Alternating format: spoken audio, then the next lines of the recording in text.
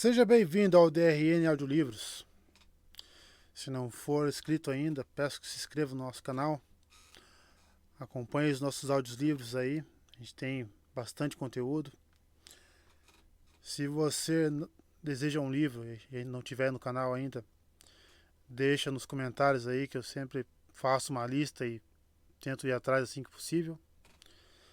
Se quiser nos dar uma força, a gente tem o Apoia-se, o Seja Membro e também o Pix. Sempre fica na descrição do canal e na descrição dos vídeos. E muito obrigado por estar acompanhando a gente nessa jornada. E vamos para as nossas leituras. 2. O Conselho de Elrond.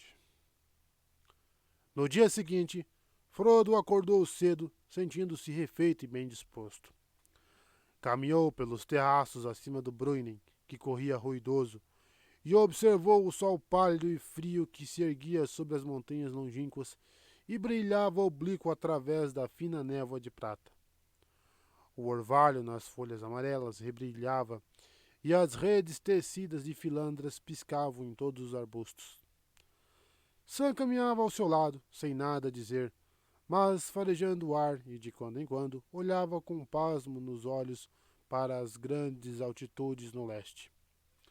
A neve era branca sobre seus picos.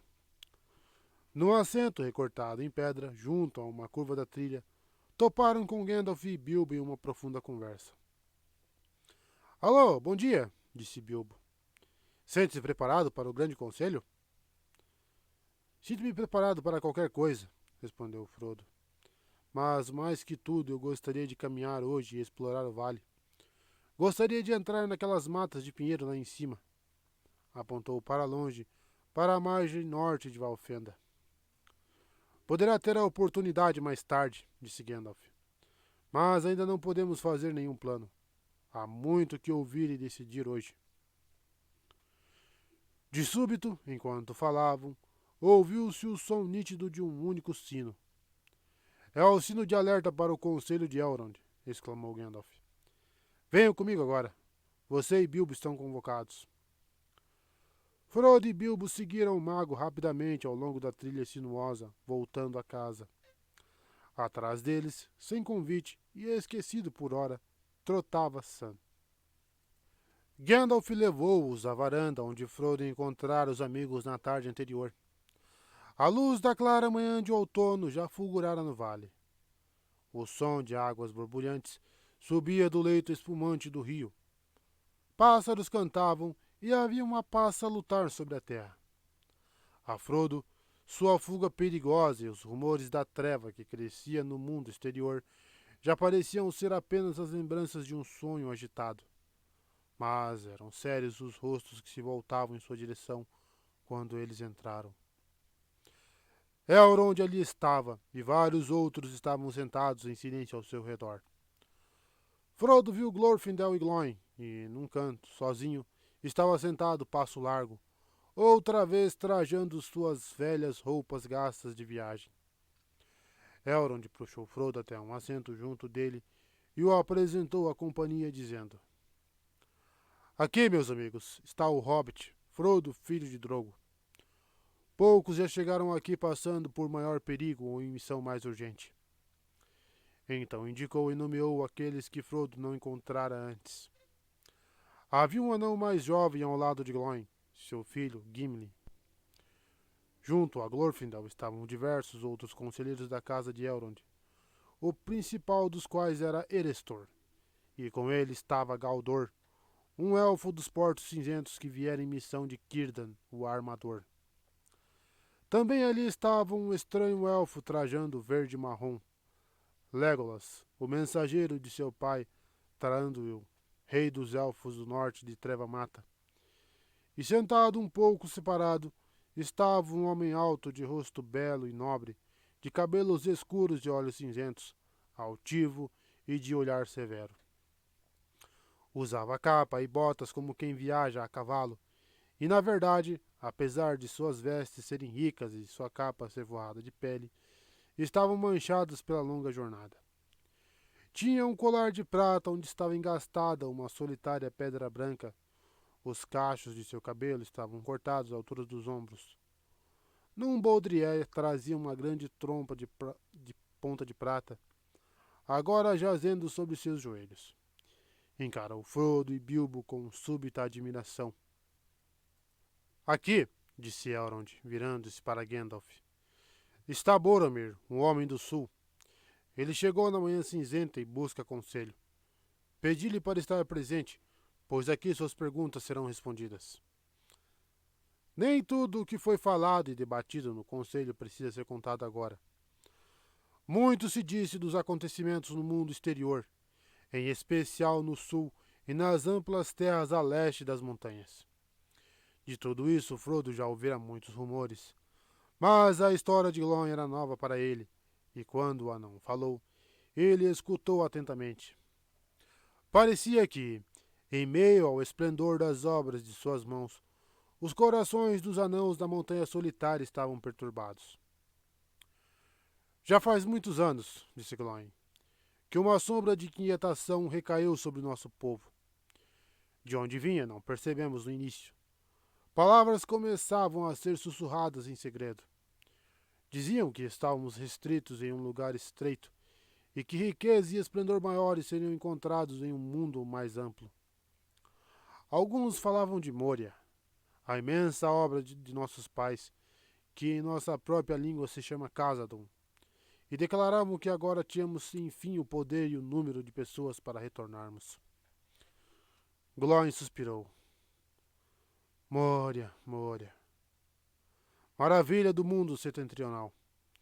Demasiado fundo escavamos ali e despertamos o medo sem nome. Por longo tempo suas vastas mansões estiveram vazias desde que fugiram os filhos de Durin. Mas agora outra vez falávamos dela com anseio, porém com temor, pois nenhum anão ousou passar pelas portas de Khazad-dûm durante muitas vidas de reis, exceto por Thor, e ele pereceu. Finalmente, no entanto, Balin deu ouvido aos sussurros e resolveu ir. E apesar de Dain não lhe permitir de bom grado, ele levou consigo Ori e Oin e muitos de nosso povo, e partiram rumo ao sul. Isso faz quase 30 anos. Durante algum tempo tivemos notícias e pareciam boas. Mensagens relatavam que Moria havia sido penetrada e lá iniciaram grande obra. Depois fez-se silêncio, e desde então não vieram mais novas de Moria. Então, cerca de um ano atrás, veio um mensageiro a Dain, porém não de Moria, de Mordor. Um cavaleiro da noite que chamou Dain ao seu portão. O senhor Sauron, o Grande, assim disse ele, desejava nossa amizade. Dar-nos-ia anéis por ela, assim como fizera outrora. E perguntou com urgência acerca de hobbits, de que espécie eram e onde habitavam. Pois Sauron sabe, disse ele, que um deles foi conhecido por vós em certa época. Diante disso, ficamos extremamente preocupados e não demos resposta. E então sua voz cruel falou mais baixo, e ele a teria adoçado se pudesse. Como pequeno sinal de vossa amizade, apenas Sauron pede isto, disse ele. Que encontreis esse ladrão. Foi essa sua palavra. E obtenhas dele, queira ele ou não, um pequeno anel. O menor dos anéis que ele roubou certa vez. Nada mais é que uma miudeza do capricho de Sauron e penhor de vossa boa vontade. Encontrai-o, e 3 anéis que os antepassados dos anãos outrora possuíam vos serão devolvidos, e o reino de Moria há de ser vosso para sempre. Encontrai apenas notícias do ladrão, se ele vive ainda e onde, e havereis de ter grande recompensa e amizade duradoura do Senhor. Recusai, as coisas parecerão estar menos bem. Vós recusais? Com essas palavras seu hálito saía como o silvo de serpentes, e todos os que estavam em volta estremeceram. Porém Dain disse, não digo sim nem não. Preciso considerar essa mensagem e o que ela quer dizer sobre o seu belo manto. Considerai bem, mas não leveis tempo demais, disse ele. O tempo dos meus pensamentos é meu para usar, respondeu Dain. Por hora, afirmou ele, e cavalgou para a treva. Pesarosos estiveram os corações de nossos chefes desde aquela noite. Não necessitávamos da cruel voz do mensageiro para nos alertar de que suas palavras continham há um tempo ameaça e engano, pois sabíamos que o poder que retornou a Mordor não mudou e sempre nos traiu outrora. 2 vezes o mensageiro voltou e se foi sem resposta. A terceira e última vez, diz ele, logo virá, antes do fim do ano. E assim, portanto, fui finalmente enviado por Dain para avisar Bilbo de que o inimigo está à sua busca e para saber, se possível, por que ele deseja esse anel, esse menor dos anéis. Também ansiamos pelo aconselhamento de Elrond, pois a sombra cresce e se aproxima. Ficamos sabendo que também ao rei Brand, em Vale, chegaram mensageiros e que ele está temeroso. Tememos que ele possa ceder. A guerra já se avizinha de suas fronteiras orientais. Se não dermos resposta, o inimigo poderá mover homens do seu domínio em assalto ao rei Brand e também a Dain. Fizestes bem em vir, disse Elrond. Hoje ouvireis tudo o que necessitais para compreender os propósitos do inimigo. Nada há que possais fazer, exceto resistir, com esperança ou sem ela. Mas não estáis a sós. Sabereis que vossa aflição é tão somente parte da aflição de todo o mundo ocidental. O anel. O que havemos de fazer com o anel, o menor dos anéis, a miudeza do capricho de Sauron? Eis a sentença que devemos sentenciar. Esse é o propósito pelo qual aqui fostes chamados. Chamados, digo, apesar de eu não vos ter chamado a mim, estranhos de terras distantes. Viestes e aqui vos encontrastes nesta mesma hora crítica, ao que parece por acaso. Porém não é assim. Crede. Isso sim, que foi ordenado que nós, que aqui nos sentamos, e aí ninguém mais, temos agora de encontrar conselhos para o perigo do mundo. Ora, portanto, hão de ser ditas abertamente coisas que até esse dia estiveram ocultas de todos, a não ser de alguns poucos. E primeiro, para que compreendam todos qual é o perigo, a história do anel há de ser contada desde o princípio até este presente. E começarei eu essa história, por muito que outros hajam de terminá-la. Então, todos escutaram enquanto Elrond, com clara voz, falava de Sauron e dos Anéis de Poder, e de como foram forjados na Segunda Era do Mundo muito tempo antes. Parte de sua história era conhecida de alguns ali, mas de ninguém a história completa. E muitos olhos se voltaram para Elrond com temor e assombro, quando falou dos ferreiros élficos de Eregion, de sua amizade com Moria e de sua avidez por conhecimento, pela qual Sauron os engodou. Pois naquele tempo ele ainda não era maligno de se contemplar, e receberam sua ajuda e se tornaram poderosos em seu ofício, enquanto que ele aprendeu todos os seus segredos e os traiu, e forjou secretamente na Montanha de Fogo um anel para ser mestre deles. Mas Celebrimbor estava atento a ele e ocultou os 3 que fizera, e houve guerra e a terra foi arrasada, e o portão de Moria fechou-se. Então, durante todos os anos seguintes, ele seguiu o rastro do anel.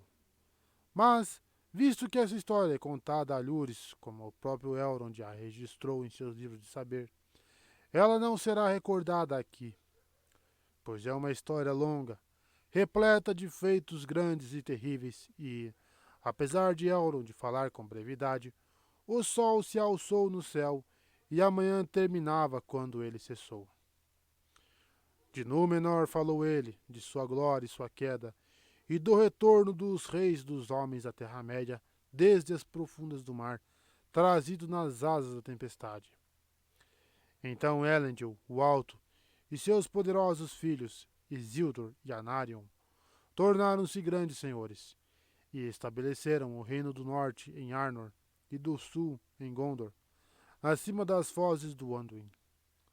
Mas Sauron de Mordor os assaltou, e fizeram a última aliança de elfos e homens, e as hostes de Gil-galad e Elendil estavam reunidas em Arnor. Nesse ponto, Elrond fez uma pequena pausa e suspirou. Lembro-me bem do esplendor de seus estandartes, disse ele. Ele me recordou a glória dos dias antigos e as hostes de Beleriand. Tantos eram os grandes príncipes e capitães ali reunidos. Porém, não tantos nem tão belos quanto no rompimento das Tangorodrim, quando os elfos julgaram que o mal estava terminado para sempre, e não estava. Vós vos lembrais? Indagou Frodo, dizendo seu pensamento em voz alta de tão admirado. Mas pensei, gaguejou quando Elrond se voltou para ele. Pensei que a queda de Gil-galad aconteceu em era muito longínqua. Assim foi, de fato, respondeu Elrond com gravidade. Mas minha memória remonta até os dias antigos.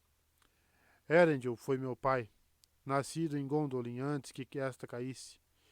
E a minha mãe foi Elwyn, filha de Dior, filho de Lúthien de Doriath. Vi 3 eras no oeste do mundo, e muitas derrotas e muitas vitórias infrutíferas.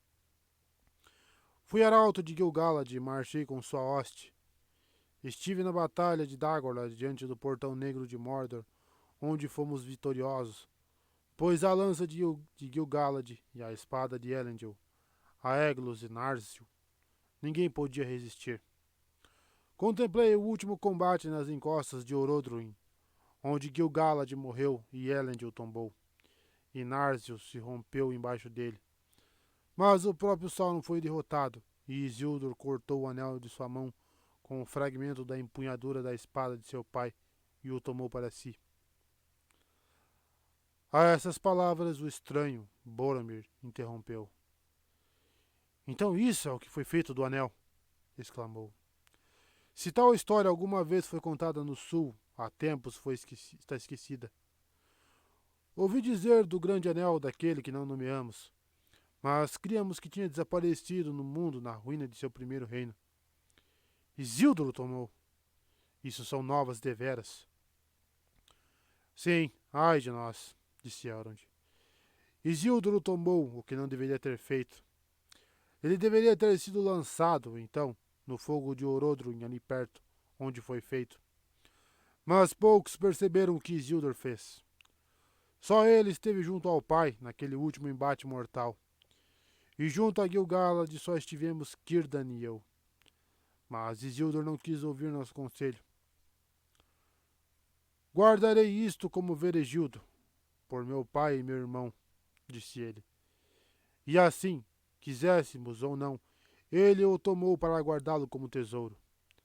Mas logo foi a morte, traído por ele, e assim o chamam no norte de Ruína de Isildur.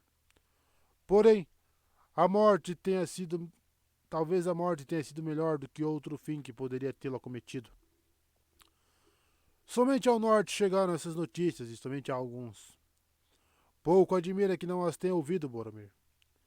Da ruína dos campos de Lis, onde pereceu Isildur, apenas 3 homens voltaram por sobre as montanhas, após longo vagar. Um deles foi Otar, escudeiro de Isildur, que carregava os fragmentos da espada de Elendil. E ele os trouxe a Valandil, herdeiro de Isildur, que por não ser mais que uma criança havia ficado aqui em Valfenda. Mas Narsil estava partida, e sua luz se extinguira, e ela ainda não foi reforjada. Chamei de infrutífera a vitória da última aliança? Não foi totalmente, porém não alcançou seu objetivo. Sauron foi diminuído, mas não destruído. Seu anel foi perdido, mas não desfeito. A Torre Sombria foi rompida, mas seus fundamentos não foram removidos, pois foram construídos com o poder do anel e perdurarão enquanto ele permanecer. Muitos elfos e muitos homens poderosos e muitos de seus amigos pereceram na guerra. Anarion foi morto e Isildur foi morto, e Gil-galad e Elendil não mais viviam. Nunca mais haverá tal liga de elfos e homens, pois os homens se multiplicam e os primogênitos decrescem, e as duas gentes estão apartadas. E desde aquele dia, a raça de Númenor tem caído, e a extensão de seus anos encurtou. No norte, após a guerra e a matança dos campos de Lis, Os homens de Ocidente minguaram e sua cidade de Anum-Minas, junto ao lago Vesperturvo, decaiu em ruínas. E os herdeiros de Valandil mudaram-se para habitar em Fornost, nas altas colinas do norte, e esta agora também está desolada. Os homens a chamam de Fosso dos Mortos e temem lá pisar, pois o povo de Arnor definhou, e seus inimigos os devoraram, e seu senhorio se foi, deixando apenas morros verdes nas colinas gramadas. No sul, o reino de Gondor muito durou, e por algum tempo seu esplendor cresceu, relembrando um pouco o poderio de Númenor antes da queda. Altas torres construiu esse povo e lugares fortificados, e portos de muitos navios. E a coroa alada dos reis dos homens foi reverenciada por gente de muitas línguas. Sua cidade principal era Osgiliath, a cidade das estrelas, por cujo meio fluía o rio. E construíram Minas Ithil, a torre da lua nascente, para o leste, numa encosta das montanhas de sombra. E a oeste, no sopé das montanhas brancas, construíram Minas Anor, a torre do sol poente. Ali, na corte do rei, crescia uma árvore branca da semente daquela que Isildur trouxe por sobre as águas profundas. E a semente dessa árvore veio antes de Eressëa, e antes disso do extremo oeste, no dia antes dos dias, quando o mundo era jovem. Mas no desgaste dos velozes anos da Terra-média, a linhagem de Meneldio, filho de Anarion, interrompeu-se, e a árvore murchou, e o sangue dos Númenóreanos misturou-se ao de homens menores. Então adormeceu a vigia das muralhas de Mordor, e seres obscuros arrastaram-se de volta para Gorgoroth. E certa feita surgiram seres malignos, e tomaram Minas Ithil, e ali habitaram, e tornaram-na em um lugar de pavor, e é chamada Minas Morgul, a torre de feitiçaria. Então Minas Anor foi renomeada Minas Tirith, a torre da guarda. E essas duas cidades estiveram sempre em guerra. Mas Osgiliath, situada entre elas, ficou deserta, e sombras caminhavam em suas ruínas. Assim tem sido por muitas vidas dos homens. Mas os senhores de Minas Tirith, Minas Tirith mesmo, continuavam lutando, desafiando nossos inimigos e mantendo a passagem do rio desde as Argonath até o mar. Agora terminou a parte da história que eu haveria de contar, pois nos dias de Isildur o Anel Regente desapareceu do conhecimento de todos, e os três foram libertados de seu domínio. Porém agora, nesses dias tardios, eles estão em perigo outra vez, pois para o nosso pesar o um foi encontrado. Outros hão de falar de seu descobrimento, pois aí meu papel foi reduzido.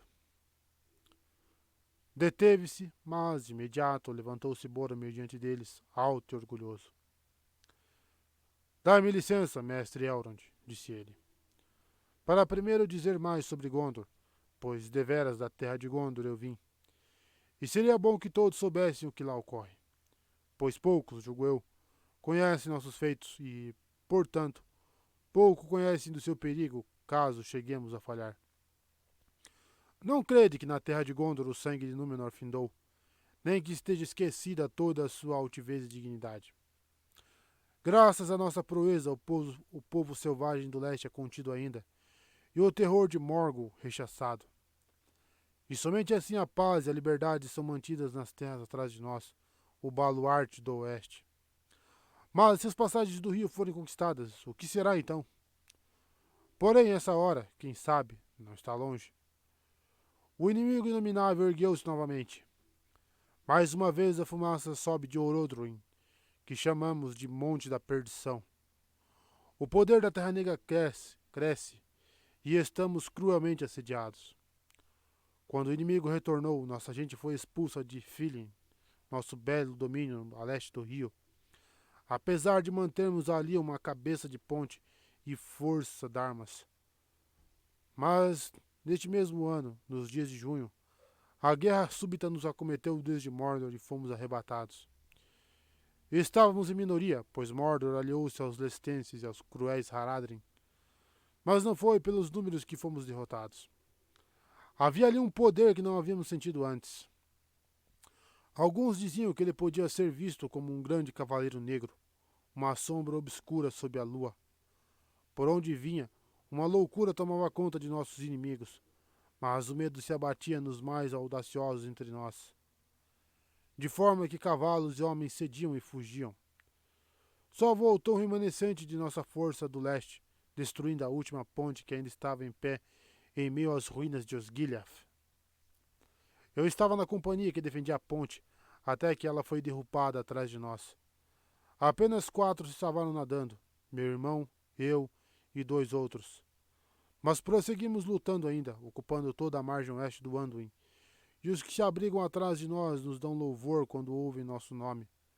Muito louvor, mas pouco auxílio. Só de Rohan agora nos veem os homens quando os chamamos. Nesta má hora vim em missão, atravessando muitas léguas perigosas, até Elrond. Por 110 dias viajei a sós, mas não busco aliados na guerra.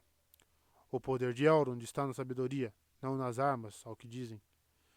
Venho pedir conselho e que desenredem palavras difíceis, pois na véspera do assalto súbito veio ao meu irmão um sonho em sono perturbador. E depois um sonho semelhante lhe retornou diversas vezes, e uma vez a mim. Nesse sonho pensei que o céu escurecia a leste e ouvi um trovão crescente. Mas no oeste subsistia uma luz pálida, e dali uma voz, remota, mas nítida, exclamando: Busca a espada partida, em Inladres está por enquanto. Lá vai tomar-se medida, maior que de Morgoth um encanto. Lá vai mostrar-se um alerta, da sina que próxima está. A ruína de Isildur desperta, e o pequeno se revelará. Pouco pudemos entender dessas palavras e falamos com nosso pai, Denethor, senhor de Minas Tirith, sábio no poder de Gondor. Só nos disse que Inladres foi outrora, entre os elfos, o nome de um vale muito ao norte onde habitava Elrond meio-elfo, maior dentre os mestres do saber. Portanto, meu irmão, vendo como era desesperadora nossa necessidade, ficou ávido por obedecer ao sonho e buscar Inladres. Mas, visto que o caminho era pleno de dúvida e perigo, assumi eu mesmo a viagem. De mau grado meu pai me permitiu, e longamente vaguei por estradas esquecidas, buscando a casa de Elrond, de que muitos haviam ouvido falar, mas que poucos sabiam onde ficava. E aqui na casa de Elrond mais coisas te serão esclarecidas, disse Aragorn, pondo-se de pé. Lançou a espada na mesa que estava diante de Elrond, e a lâmina estava partida em 2. Eis a espada que foi partida, disse ele. E quem és tu, e o que tens a ver com Minas Tirith? Perguntou Boromir, olhando com pasmo o rosto magro do caminheiro e sua capa manchada pela intempérie. Ele é Aragorn, filho de Arathorn, disse Elrond, e descende através de muitos pais de Isildur, filho de Elendil, de Minas Ithil.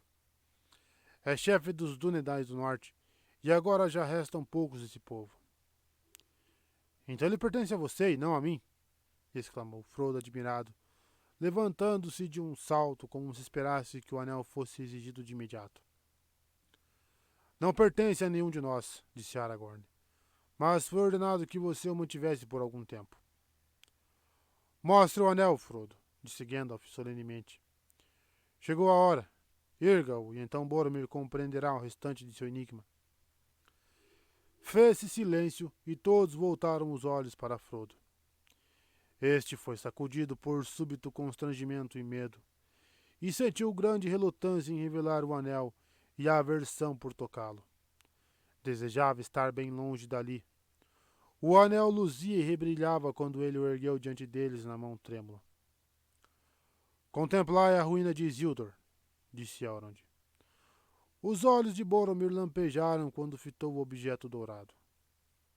O pequeno, murmurou. Então a sina de Minas Tirith chegou enfim. Mas por que então devemos buscar uma espada partida?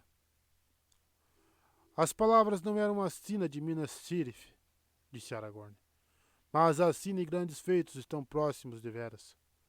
Pois a espada que foi partida é a espada de Elendil, que se partiu embaixo dele quando tombou. Foi guardada como tesouro por seus herdeiros quando todas as outras heranças se perderam. Pois desde outrora dizia-se entre nós que ela haveria de ser refeita quando o anel, a ruína de Isildur, fosse encontrado. Agora que viste a espada que buscavas, o que pedes? Desejas que a casa de Elendil retorne à terra de Gondor? Não fui enviado para implorar obséquio, e sim somente para buscar o significado do enigma, respondeu Boromir altivo. Porém, somos acossados, cruelmente, e a espada de Elendil seria um auxílio além de nossa esperança. Se deveras tal objeto pode retornar das sombras do passado. Olhou outra vez para Aragorn e havia dúvidas em seus olhos. Frodo sentiu que Bilbo se remexia, impaciente ao seu lado. Estava evidentemente incomodado a favor do amigo. Pondo-se subitamente de pé, e rompeu. Não rebrilha tudo o que é ouro, nem perdidos estão os que vagam. Não fenece o antigo tesouro, nem geadas raízes apagam. Das cinzas um fogo renasce, uma luz das sombras virá, a espada partida refaz-se, o sem coroa outra vez reinará. Talvez não seja muito bom, mas é a propósito. Se for preciso algo além da palavra de Elrond. Se isso valeu uma viagem de 110 dias para ser ouvido, é melhor escutar. Sentou-se bufando. Eu mesmo compus isso, cochichou para Frodo. Para o Dúnadan, muito tempo atrás, da primeira vez em que ele me contou sobre si. Quase queria que minhas aventuras não tivessem terminado e que eu pudesse ir com ele quando o seu dia chegar. Aragorn sorriu para ele, depois voltou-se de novo para Boromir. De minha parte, perdoo tua dúvida, disse ele. Pouco me pareço com os vultos de Elendil e Isildur, que estão majestosamente esculpidos no passo de Denethor. Sou tão somente herdeiro de Isildur, não o próprio Isildur. Tive a vida dura e longa, e as léguas que me deiam daqui a Gondor são pequena parte da extensão de minhas jornadas. Atravessei muitas montanhas e muitos rios, e pisei muitas planícies, mesmo nos longínquos países de Hum e Harad, onde as estrelas são estranhas. Mas meu lar, se é que o tenho, é no norte, pois ali os herdeiros de Valandil sempre moraram em longa linhagem ininterrupta de pai para filho por muitas gerações. Nossos dias se obscureceram e nós minguamos, mas a espada sempre passou a um novo possuidor. E isto eu te digo, Boromir, antes de terminar. Homens solitários somos nós, caminheiros do ermo, caçadores, mas sempre caçadores dos serviçais do inimigo, pois esses se encontram em muitos lugares, não apenas em Mordor. Se Gondor, Boromir, tem sido uma torre vigorosa, nós desempenhamos outro papel. Existem muitos seres malignos que vossas fortes muralhas e espadas reluzentes não detêm. Pouco sabeis das terras além de vossas fronteiras. Paz e liberdade, tu dizes? O norte pouco as conheceria, se não fosse por nós. O medo os teria destruído. Mas quando os seres sombrios vêm das colinas desabitadas, ou se esgueiram das matas sem sol, eles fogem de nós. Que estradas alguém ousaria trilhar? Que segurança haveria nas terras silenciosas, ou os lares de homens simples durante a noite, se os Dúnedain estivessem adormecidos, ou jazessem todos no túmulo? E, no entanto, recebemos menos gratidão que vós. Os viajantes nos franzem os senhos, os camponeses nos dão nomes desdenhosos. Eu sou passo largo para um homem gordo que mora a um dia de marcha de inimigos que lhe congelariam o coração, ou arruinariam seu pequeno vilarejo se ele não fosse guardado sem cessar. Porém, não o faríamos de modo diverso. Se a gente simplória estiver livre de preocupação e medo, ela será simplória, e temos de ser secretos para mantê-los assim. Essa tem sido a tarefa de minha gente enquanto os anos se alongaram e o capim cresceu. Mas agora o mundo está mudando outra vez. Chegou uma nova hora. A ruína de Isildur foi encontrada. A batalha está próxima. A espada será reforjada. Irei a Minas Tirith. A ruína de Isildur foi encontrada, dizes, comentou Boromir. Viu o anel brilhante na mão do pequeno, mas Isildur pereceu antes que começasse esta era do mundo, ao que dizem. Como sabem os sábios que este anel é o dele? E como ele passou pelos anos até ser trazido para cá por tão estranho mensageiro? Isso há de ser contado, respondeu Elrond. Mas ainda não, eu imploro, mestre, exclamou Bilbo. O sol já sobe para o meio-dia e sinto necessidade de algo que me fortifique. Eu não tinha dito o teu nome, disse Elrond sorrindo. Mas digo agora. Bem, conta-nos tua história. E se ainda não compuseste tua história em versos, podes contá-la em simples palavras. Quanto mais breve, mais cedo serás revigorado. Muito bem, assentiu Bilbo. Farei o que me pedes, mas agora vou contar a história verdadeira. E se alguém aqui me ouviu contá-la de outra forma, olhou de lado para Glóin, peço que a esqueçam e me perdoem. Naqueles dias eu só queria reivindicar o tesouro para mim e me livrar do nome de ladrão que me impuseram. Mas quem sabe agora eu compreendo as coisas um pouco melhor. Seja lá como for, foi isto que aconteceu. Para alguns, a história de Bilbo era completamente nova, e a escutaram com espanto enquanto o velho hobbit, que na verdade não estava nem um pouco contrariado, relatou sua aventura com Gollum do começo ao fim. Não omitiu um só enigma. Teria feito também um relato de sua festa e de seu desaparecimento do condado, se fosse permitido. Mas Elrond ergueu a mão. Bem contado, meu amigo, disse ele. Mas isso basta por hora. No momento, basta saber que o anel passou a Frodo, teu herdeiro. Que ele fale agora. Então, menos disposto que Bilbo, Frodo contou sobre todos os feitos com o anel desde o dia em que este passara sua posse. Cada passo de sua viagem da Vila dos Hobbits até o Val do Bruin foi questionado e considerado, e tudo o que conseguiu recordar acerca dos Cavaleiros Negros foi examinado. Por fim, sentou-se outra vez. Nada mal, disse-lhe Bilbo. Você teria contado uma boa história se eles não tivessem ficado interrompendo. Tentei tomar algumas notas, mas vamos ter que repassar tudo de novo alguma outra vez. Se eu for redigir isso. Há capítulos inteiros de material, mesmo antes de você chegar aqui. Sim, acabou sendo um relato bem longo, respondeu Frodo. Mas a história ainda não me parece completa. Ainda quero saber muita coisa, especialmente sobre Gandalf. Galdor dos Portos, sentado ali perto, ouviu suas palavras. Falas por mim também, exclamou, e disse, virando-se para Elrond. Os sábios podem ter boas razões para crer que o achado do pequeno é de fato o grande anel de longos debates. Por muito improvável que isso possa parecer aos que menos sabem. Mas não podemos ouvir as provas? E também pergunto isto. E quanto a Saruman? Ele é versado no saber dos anéis, porém não está entre nós. Qual é o seu conselho? Se ele sabe daquilo que ouvimos?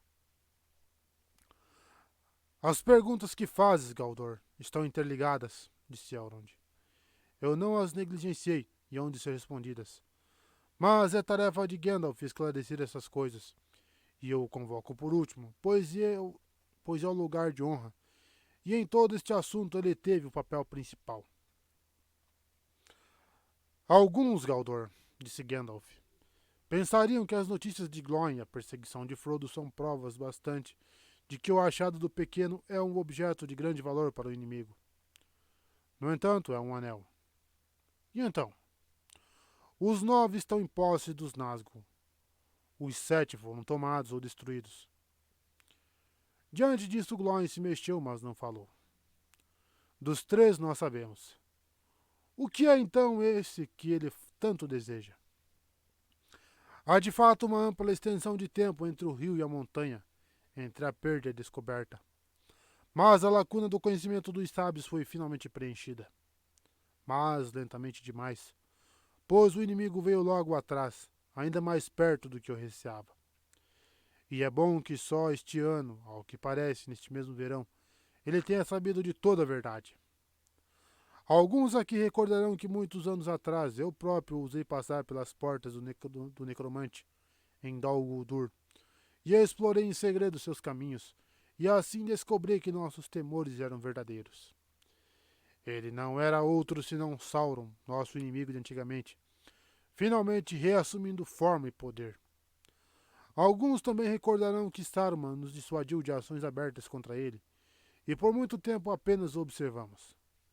Mas, por fim, à medida que sua sombra crescia, Saruman cedeu, e o conselho empregou sua força e expulsou o mal de Treva Mata. E isso foi no mesmo ano em que o anel foi encontrado. Um estranho acaso, se é que foi acaso. Mas estávamos atrasados, como Elrond previa. Sauron também nos tinha observado e por muito tempo preparara-se contra nosso golpe, governando Mordor de longe, através de Minas Morgul, onde habitavam seus 9 serviçais, até que estivesse tudo pronto. Então cedeu diante de nós, mas só fingiu fugir. E logo depois chegou à Torre Sombria e se declarou abertamente. Então o conselho se reuniu pela última vez, pois então ficamos sabendo que ele buscava cada vez mais avidamente pelo mundo. Temíamos então que ele tivesse alguma notícia de que nada soubéssemos. Mas Saruman negou isso e repetiu o que nos dissera antes, que o nunca mais seria encontrado na Terra-média. No pior caso, disse ele, nosso inimigo sabe que não o temos e que ainda está perdido. Mas o que foi perdido ainda poderá ser achado, pensa ele. Não tem mais. Sua esperança o logrará. Pois não estudei esse assunto com seriedade? Ele caiu em Anduin, o Grande. E muito tempo faz, enquanto Sauron dormia, ele rolou o rio abaixo até o mar, que jaza lá até o fim. Gandalf silenciou, olhando para o leste da varanda, até os longínquos picos das montanhas nevoentas, em cujas grandes raízes o perigo do mundo estivera oculto por tanto tempo. Suspirou. Aí cometi um erro, continuou ele. Fui embalado pelas palavras de Saruman, o sábio, mas devia ter buscado antes a verdade, e agora nosso perigo seria menor. Todos cometemos um erro, disse Elrond. E não fosse por tua vigilância, a escuridão, quem sabe, já estaria sobre nós. Mas continua. Desde o começo tive dúvidas contra todas as razões que conhecia, disse Gandalf.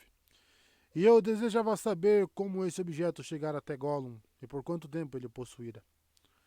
Por isso fiz com que fosse vigiado, supondo que não levaria muito tempo para ele emergir de sua treva e procurar seu tesouro. Ele veio, mas escapou e não foi encontrado. E então, ai de mim. Deixei estar o assunto, apenas observando e esperando, como fizemos demasiadas vezes. O tempo passou com muitas preocupações até que minhas dúvidas outra vez foram despertadas para um súbito temor. De onde vinha o anel do Hobbit? O que, se fosse justificado meu temor, deveria ser feito dele? Essas coisas precisei decidir, mas ainda não falei a ninguém do meu medo, conhecendo o perigo de um sussurro intempestivo, caso ele se extravie. Em todas as longas guerras com a Torre Sombria, a traição sempre foi nosso maior adversário. Isso foi 17 anos atrás. Logo dei-me conta de que espiões de muitas formas, até feras e aves estavam reunidos ao redor do condado, e meu medo cresceu. Solicitei a ajuda dos Dúnedain, e sua vigia foi redobrada, e abri o coração para Aragorn, herdeiro de Isildur. E eu, disse Aragorn, aconselhei que caçássemos Gollum, por muito que parecesse ser tarde demais. E, já que parecia adequado o herdeiro de Isildur trabalhar para desfazer o erro de Isildur, parti com Gandalf na busca longa e desesperançada. Então Gandalf contou como haviam explorado toda a extensão das terras selváticas, descendo até as montanhas de sombra e as divisas de Mordor. Ali ouvimos o rumor dele e supomos que tenha lá ficado por muito tempo, nas colinas escuras. Mas jamais o encontramos, e desesperei-me por fim. E então, em meu desespero, pensei outra vez em uma prova que poderia tornar desnecessário encontrar Gollum. O próprio anel podia revelar se era um. Voltou-me a lembrança de palavras ditas no conselho. Palavras de Saruman. mal consideradas à época. Agora eu as ouvia claramente no coração.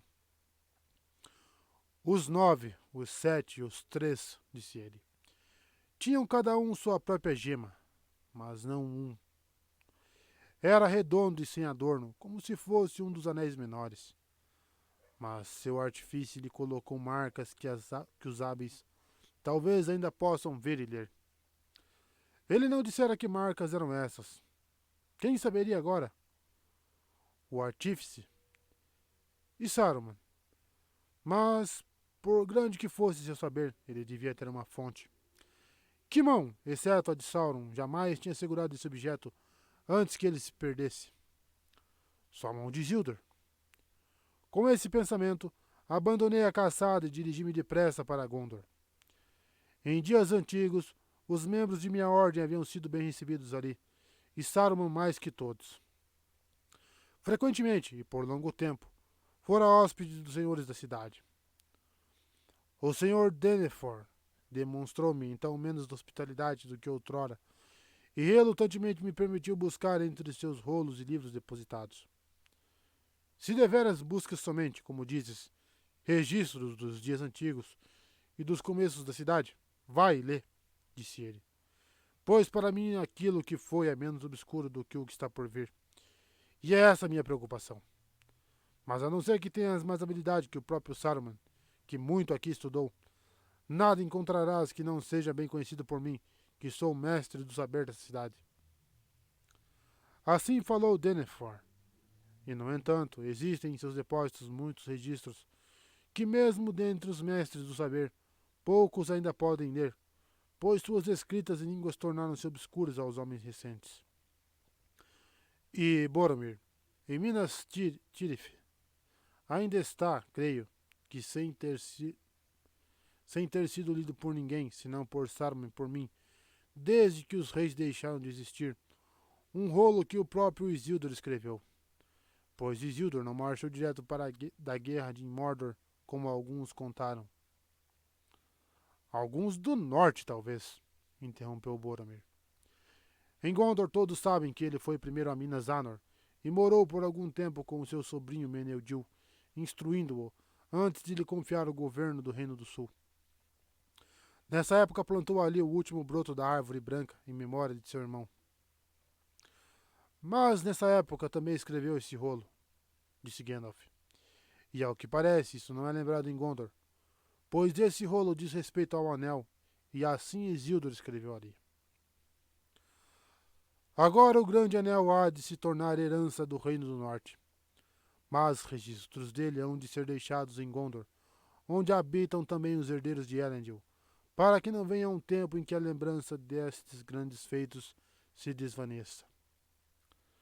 E após essas palavras, Isildur descreveu o anel tal como o encontrou.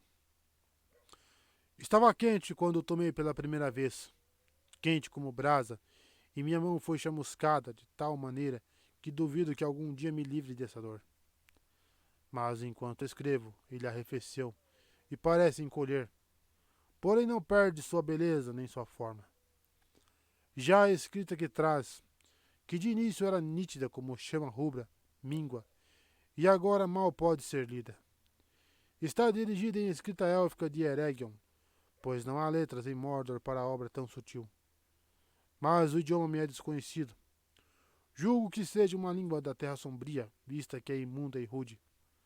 Não sei que mal ela expressa, mas traço aqui uma cópia, temendo que desvaneça de modo irremediável. Ao anel falta, quem sabe, o calor da mão de Sauron, que era negra, e ainda assim ardia como fogo. E assim foi destruído Gil-galad. E talvez, se o ouro fosse reaquecido, a escrita seria renovada.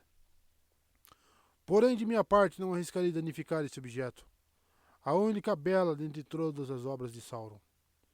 É precioso para mim, apesar de eu o comprar com grande dor.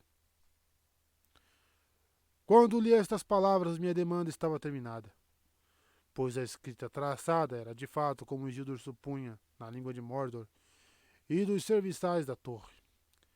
E o que dizia já era conhecido, pois no dia em que Sauron primeiro usou o Celebrimbor, artífice dos três, tomou consciência dele e de longe ouviu dizer essas palavras, e assim foram revelados seus propósitos malignos.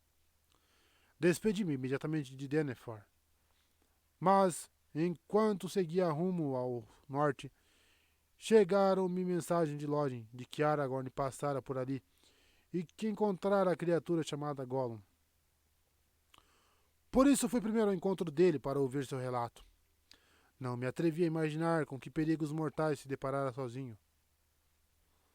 Há poucos que contar deles, disse Aragorn. Se um homem precisa caminhar à vista do Portão Negro, ou pisar as flores mortíferas do Vale Morgul, então correrá perigo. Também eu acabei perdendo a esperança e comecei a viagem de volta. E então, por sorte, topei de repente com o que buscava, as pegadas de pés macios junto a uma lagoa barrenta. Mas então a trilha ainda era fresca e recente, e não levava a Mordor, e sim na direção oposta. Segui ao longo das bordas dos pântanos mortos, e então o apanhei. Emboscado junto a uma lagoa estagnada, espiando a água enquanto descia o escuro anoitecer, eu o peguei. Gollum. Estava coberto de limo verde. Jamais gostará de mim, temo, pois mordeu-me e não fui bondoso. Nada mais consegui da sua boca senão as marcas de seus dentes. Julguei que era a pior parte de toda a minha jornada, o caminho de volta, vigiando-o dia e noite, fazendo caminhar à minha frente com um cabresto no pescoço, amordaçado, até ser domado pela falta de bebida e comida, empurrando-o sempre rumo à treva mata. Finalmente levei-o até lá e o entreguei aos elfos, pois havíamos combinado que assim devia ser, e fiquei contente de me livrar de sua companhia, pois ele fedia. De minha parte, espero nunca mais pôr os olhos nele, mas Gandalf veio e suportou uma longa conversa com ele. Sim, longa e cansativa, disse Gandalf, mas não sem lucro. Por exemplo, a história que contou sobre sua perda concordava com a que Bilbo agora contou abertamente pela primeira vez. Mas pouco importava, visto que eu já adivinhara. Mas então fiquei sabendo, pela primeira vez, que o anel de Gollum vinha do grande rio perto dos campos de Lis. E também soube que ele o possuíra por muito tempo. Muitas vidas da sua pequena espécie. O poder do anel multiplicara seus anos muito além do normal. Mas só os grandes anéis contêm esse poder. E se isso não fosse evidência bastante, Galdor, há outra prova de que falei. Neste mesmo anel que aqui vistes erguido para o alto, redondo e sem adorno, as letras que Isildur relatou ainda podem ser lidas, se tivermos a força de vontade de deixar o anel no fogo por certo tempo. Eu fiz, e foi isto que li. Ashnaz Durbatuluk, Ashnaz Gimbatu, Ashnaz Trakatuluk, Ag Burzum Ish Krimpatul. A mudança da voz do mago foi aterradora. De repente, ela se tornou ameaçadora, poderosa, rude como pedra. Uma sombra pareceu passar sobre o sol no alto, e por um momento a varanda escureceu. Todos estremeceram, e os elfos taparam os ouvidos. Nunca antes alguma voz ousou pronunciar palavras dessa língua em milagres, Gandalf cinzento, disse Elrond quando a sombra passou e a companhia voltou a respirar. E esperamos que ninguém a falhe aqui de novo, respondeu Gandalf. Ainda assim não vos peço perdão, mestre Elrond, pois, se essa língua não deve ser logo ouvida em cada canto do oeste, que ninguém mais tenha dúvida de que este objeto é deveras o que os sábios declararam, o tesouro do inimigo, carregado de toda a sua malícia, e nele reside grande parte de sua força de outrora. Provém dos anos de trevas as palavras que os joalheiros de Eregion ouviram e souberam que tinham sido traídos. Um anel que a todos rege, um anel para achá-los, um anel que a todos traz para na escuridão atá-los. Sabei também, meus amigos, que soube ainda mais coisas de Gollum. Ele relutava em falar e sua história não era clara, mas está fora de qualquer dúvida que ele foi a Mordor e que ali tudo o que sabia lhe foi arrancado à força. Portanto, O inimigo já sabe que um foi encontrado, que passou longo tempo no coldado, e já que seus serviçais o perseguiram quase até nossa porta, logo ele saberá, pode já saber enquanto falo, que o temos aqui. Todos se quedaram silenciosos por alguns momentos, até que Boromir falou por fim. É um ser pequeno esse Gollum, tu dizes. Pequeno, mas grande em maldade. O que foi feito dele? A que fim o condenastes? Está preso, nada pior, disse Aragorn. Tinha sofrido muito. Não há dúvida de que foi torturado e o temor de Sauron reside sombrio em seu coração. Eu, por mim, estou contente de que está sendo mantido em segurança pelos vigilantes, elfos de Treva Mata. Sua malícia é grande e lhe confere uma força quase incrível em alguém tão magro e murcho. Ainda assim, poderia causar muito mal se estivesse livre. E não duvido que lhe permitiram deixar morto com alguma missão maligna. Ai de nós! Exclamou Legolas, e havia grande aflição em seu belo rosto élfico. As novas que me mandaram trazer precisam ser contadas agora. Não são boas, mas só aqui descobri quão más elas podem parecer a esta companhia. Sméagol, que agora se chama Gollum, escapou. Escapou! Exclamou Aragorn. Isso é de fato uma notícia. Temo que todos nos arrependamos disso. Como foi que o povo de Taranduil falhou em sua responsabilidade? Não por falta de vigilância, disse Legolas, mas talvez por excesso de bondade. E tememos que o prisioneiro tenha tido a ajuda de outros, e que se saiba mais de nossos atos do que gostaríamos. Vigiamos essa criatura dia e noite, a pedido de Gandalf, por muito que nos cansássemos da tarefa. Mas Gandalf nos pediu que ainda tivéssemos esperança de sua cura, e não tivemos coragem de mantê-lo sempre em calabouços embaixo da terra, onde recairia em seus velhos pensamentos sombrios. Fostes menos gentis comigo, disse Glóin, com um lampejo nos olhos, quando foram invocadas antigas lembranças de sua prisão nos lugares profundos do paço do rei élfico. Ora, vamos, disse Gandalf. Por favor, não interrompas, meu bom Glóin. Isso foi um lamentável mal-entendido, acertado muito tempo atrás. Se forem levantadas aqui todas as queixas que existem entre os elfos e os anãos, podemos muito bem abandonar o conselho. Glóin ergueu-se e fez uma mesura, e Legolas prosseguiu. Em dias de bom tempo, levávamos Gollum através dos bosques, e havia uma árvore alta, postada a sós longe das demais, que ele gostava de escalar. Muitas vezes o deixamos subir até os ramos mais altos para que sentisse o vento livre, mas pusemos guardas ao pé da árvore. Certo dia, ele se recusou a descer, e os guardas não pretendiam escalar atrás dele. Aprendera o truque de se prender aos galhos com os pés assim como com as mãos. Por isso ficaram sentados junto à árvore até tarde da noite. Foi nessa mesma noite de verão, porém sem luar e sem estrelas, que orcs nos atacaram de surpresa. Rechaçamo-los após algum tempo. Eram muitos e ferozes, mas vinham do outro lado das montanhas e não tinham o costume da mata. Quando a batalha terminou, descobrimos que Gollum se fora e que seus guardas foram mortos ou aprisionados. Então pareceu-nos evidente que o ataque fora feito para resgatá-lo e que ele sabia disso de antemão. Não podemos imaginar como isso foi planejado, mas Gollum é astucioso e os espiões do inimigo são muitos. Os seres sombrios que foram expulsos no ano da queda do dragão retornaram em grandes quantidades, e Treva Mata voltou a ser um lugar maligno, exceto onde mantemos nosso reino. Não conseguimos recapturar Gollum. Demos com o seu rastro entre os de muitos orcs, e ele se aprofundava longe na floresta, rumando para o sul. Mas logo escapou a nossa habilidade, e não ousamos prosseguir na caçada, pois estávamos nos aproximando de Dol Guldur, e esse ainda é um lugar muito maligno. Não vamos naquela direção. Bem, ele se foi, disse Gandalf. Não temos tempo de procurá-lo outra vez. Ele deve fazer o que quiser, mas poderá ainda desempenhar um papel que nem ele nem Sauron previram.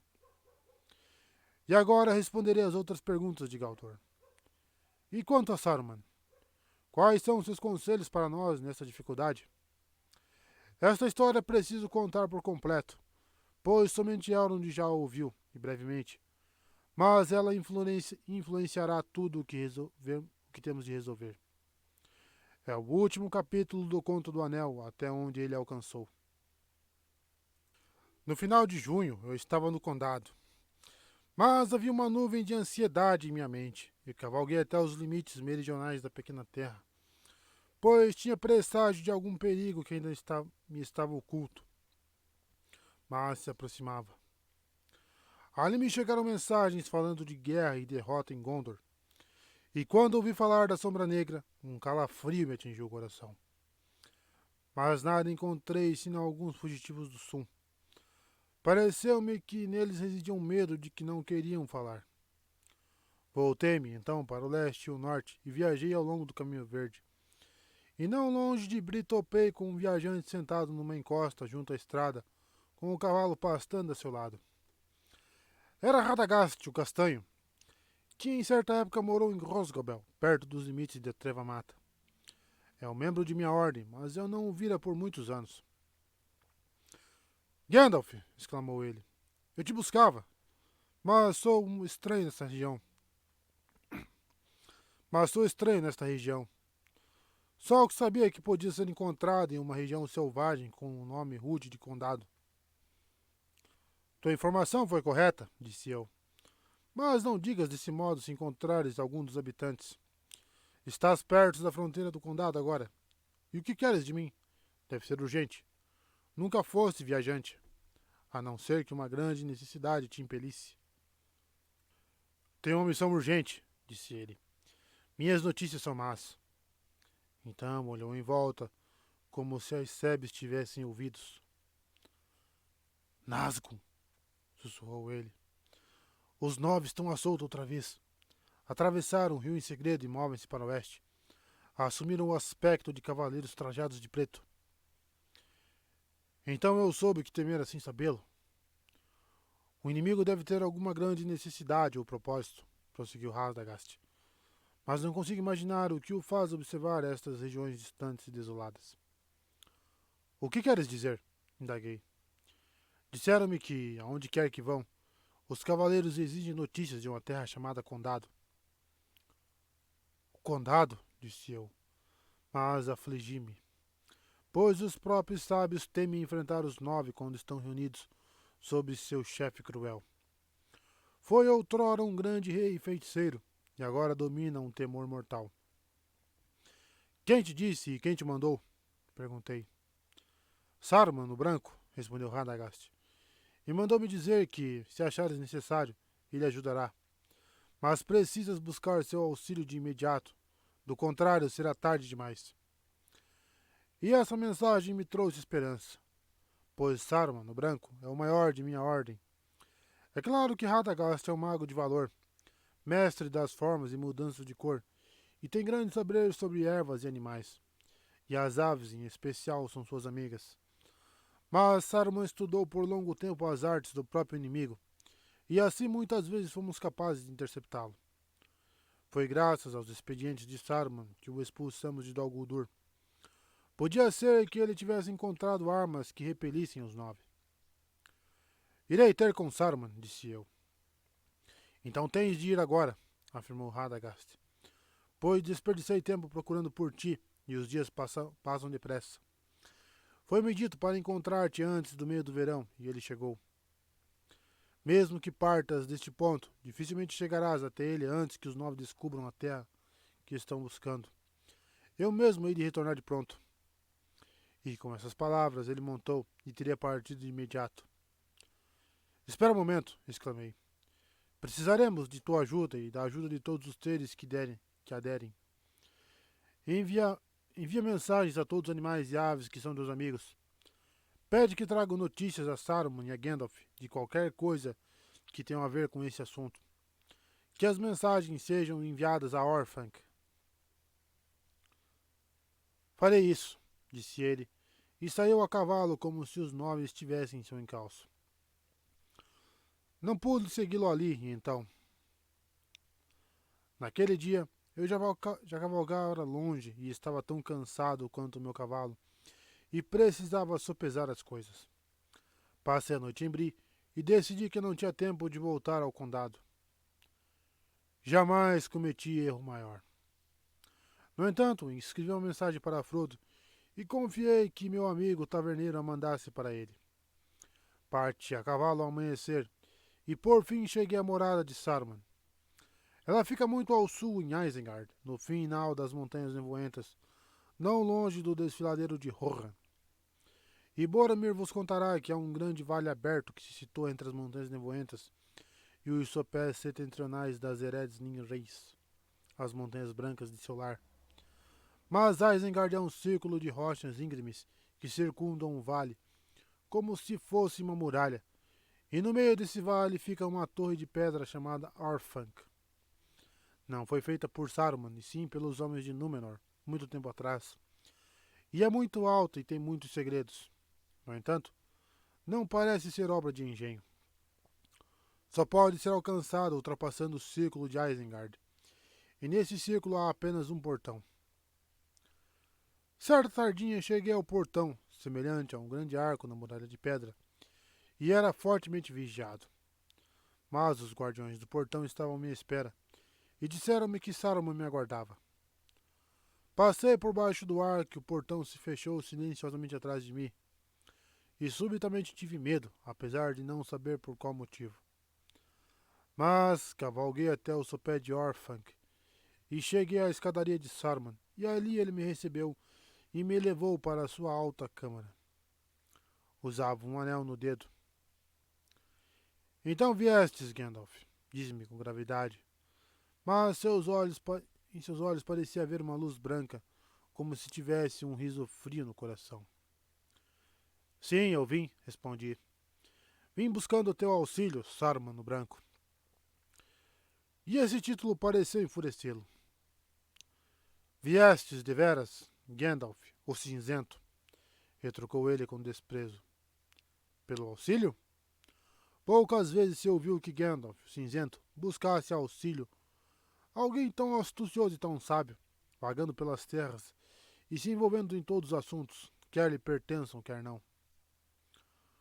Olhei para ele e fiquei perplexo. Mas, se não me engano, disse eu, agora ocorrem fatos que exigem a união de toda a nossa força. Pode ser que sim, disse ele, mas pensa nisso tarde demais. Por quanto tempo, pergunto-me, ocultastes de mim, chefe do conselho, um assunto de maior importância? O que te traz agora de teu esconderijo no condado? Os 9 voltaram a se revelar, respondi. Atravessaram o rio. Foi o Radagast que me contou. Foi o que Radagast me contou.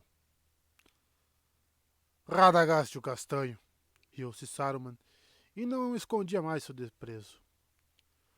Radagast o domador de aves. Radagast o simplório. Radagast o tolo. Mas teve esperteza bastante para desempenhar o papel que lhe impus. Pois tu viestes, e foi só esse o propósito de minha mensagem. E aqui ficarás, Gandalf o cinzento, e descansarás das viagens. Pois eu sou Saruman, o sábio. Saruman, artífice do anel. Saruman de muitas cores. Então olhei e vi que suas vestes, que pareceram brancas, não o eram, e sim tecidas de todas as cores. E quando ele se movia, elas tremeluziam e mudavam de tom de forma a confundir a visão. Eu gostava mais do branco, disse eu. Branco, zombou ele. Serve como começo. O pano branco pode ser tingido. A página branca pode ser coberta de escrita. E a luz branca pode ser fragmentada. E nesse caso ela não é mais branca, disse eu. E aquele que quebra uma coisa para descobrir o que é, abandonou a trilha da sabedoria. Não precisas falar comigo como a um dos tolos que consideras amigos, disse ele. Não te trouxe aqui para ser instruído por ti, e sim para te dar uma escolha. Então empertigou-se e começou a declamar, como se fizesse um discurso há muito ensaiado. Os dias antigos acabaram. Os dias médios estão passando. Os dias recentes estão começando. O tempo dos elfos passou, mas o nosso tempo é iminente. O mundo dos homens que nós devemos governar. Mas precisamos ter poder. Poder para ordenar todas as coisas como quisermos. Para aquele bem que somente os sábios podem enxergar. E escuta, Gandalf, meu velho amigo e ajudante, disse ele, aproximando-se e já falando em voz mais baixa. Eu disse nós, pois nós é o que poderá ser se te aliares a mim. Um novo poder se ergue. Contra ele, os antigos aliados e políticas de nada nos servirão. Não resta esperança nos elfos ou na agonizante Númenor. Esta, então, é uma escolha diante de ti, diante de nós. Podemos unir-nos a esse poder. Seria sábio, Gandalf. Existe esperança por aí.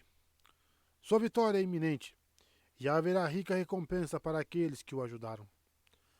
À medida que o poder cresce, seus amigos provados crescerão também. E os sábios como tu e eu, com paciência, poderão afinal chegar a dirigir seus cursos, a controlá-los. Podemos esperar a hora propícia. Podemos aguardar nossos pensamentos nos corações. Quem sabe lamentando os males feitos no caminho, mas aprovando o propósito elevado e definitivo. Saber, domínio, ordem. Tudo que até agora porfiamos em vão para realizar. Mais impedidos que auxiliados por nossos amigos fracos ou ociosos. Não precisa haver, não deve haver nenhuma mudança de fato em nossos desígnios, somente em nossos meios.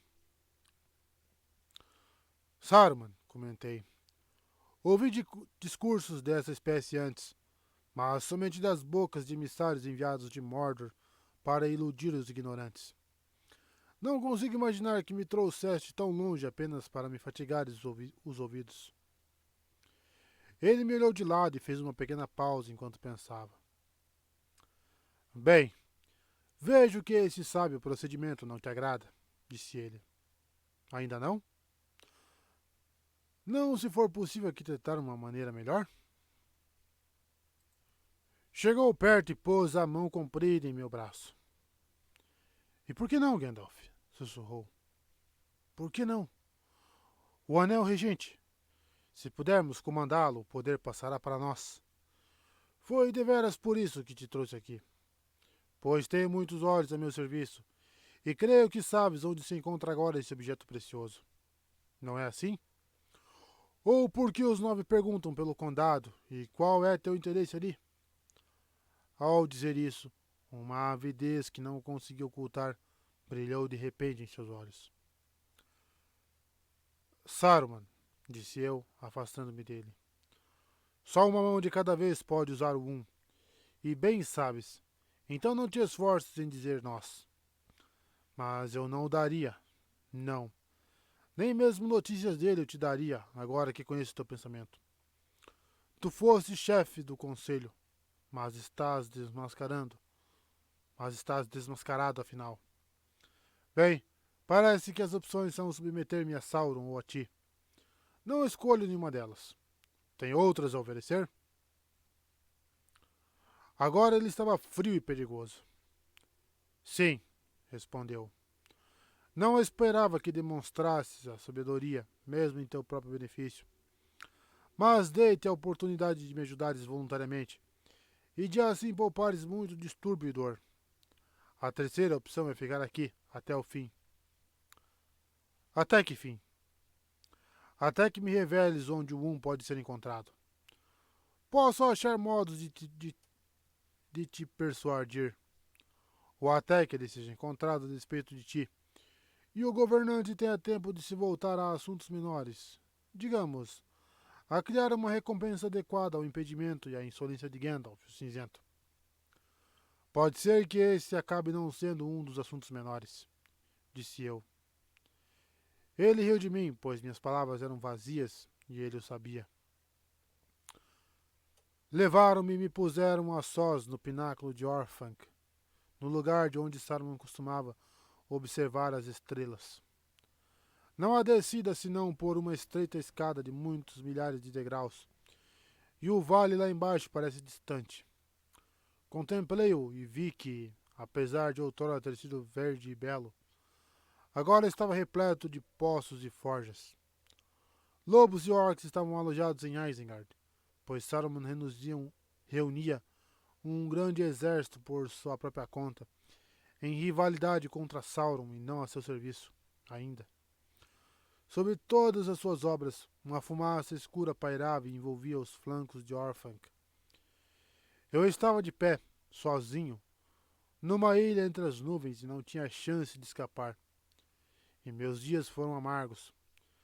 Fiquei transido de frio e só tinha pouco espaço para andar para lá e para cá, ruminando a vinda dos cavaleiros ao norte. Estava certo de que os 9 de fato tinham surgido, à parte as palavras de Saruman que poderiam ser mentiras. Muito antes de chegar a Isengard, eu ouvira notícias a caminho que não podiam ser equivocadas. Todo o tempo tive temor no coração pelos amigos no condado, mas ainda tinha alguma esperança.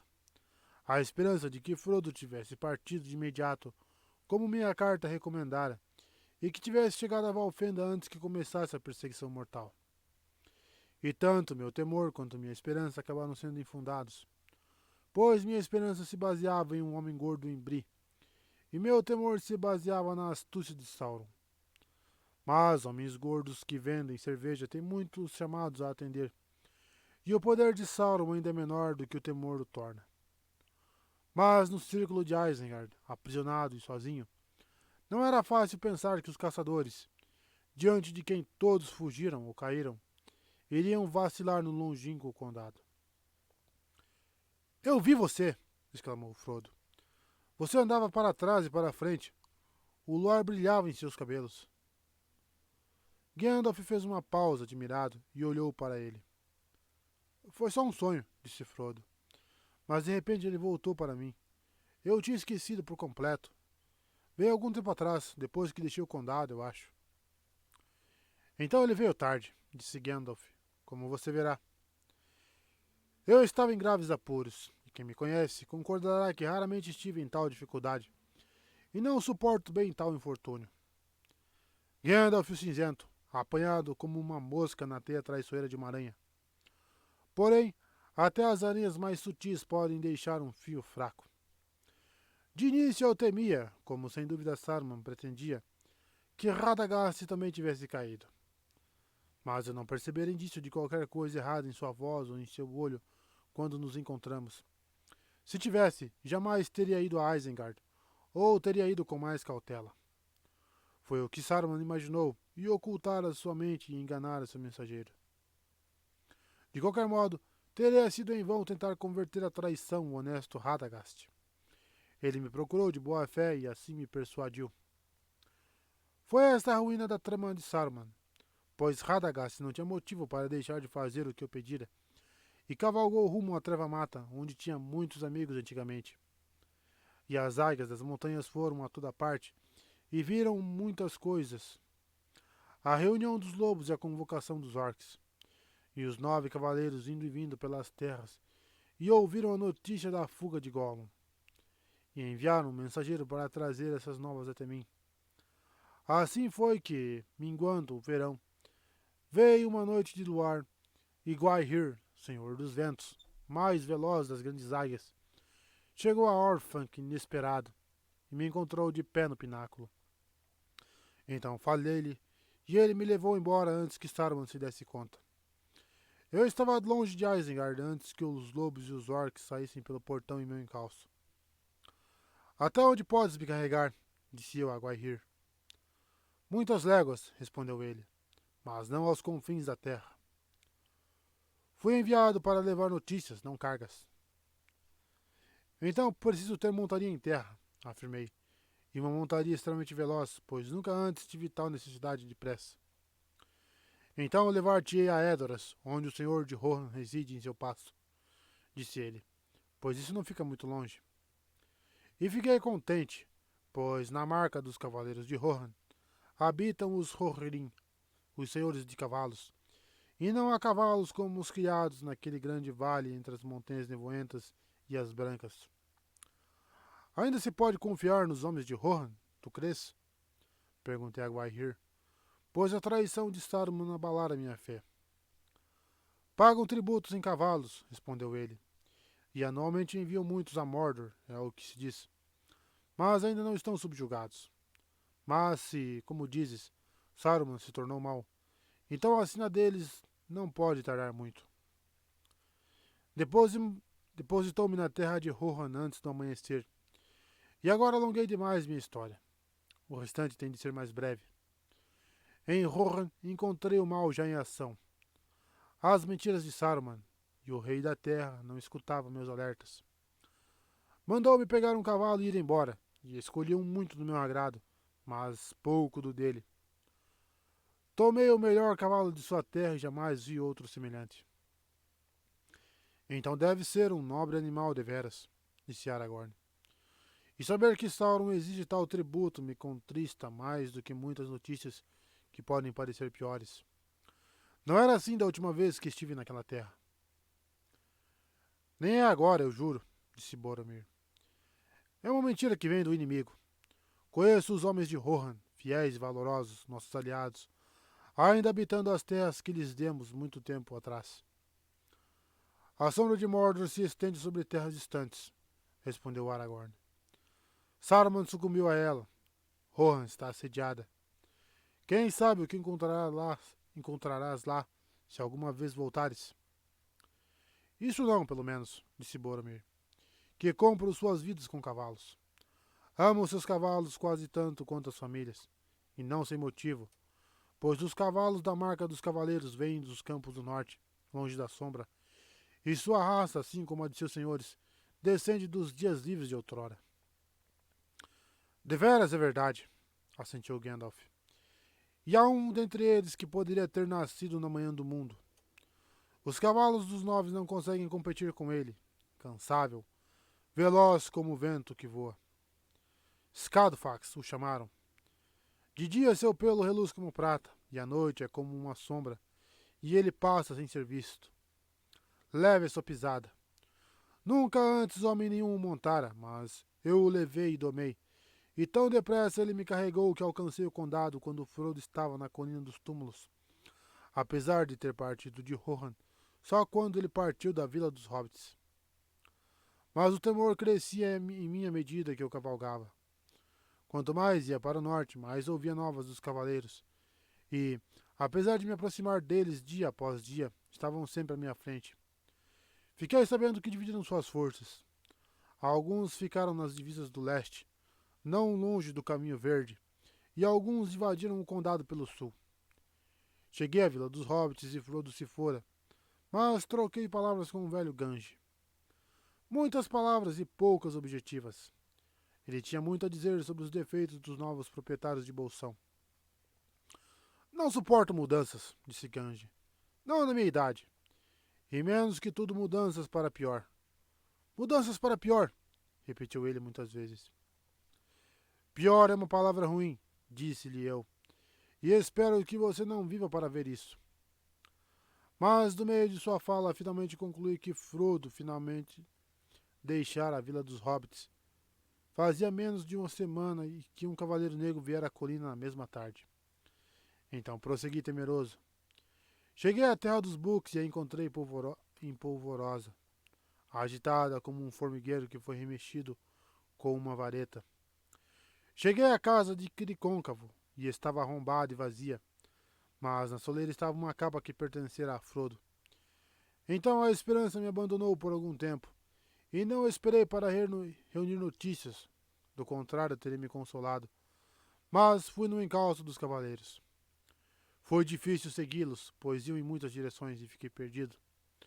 Mas parecia-me que um ou dois haviam cavalgado rumo a Abri, e para ali fui, pois pensava em palavras que poderiam ser ditas ao taverneiro.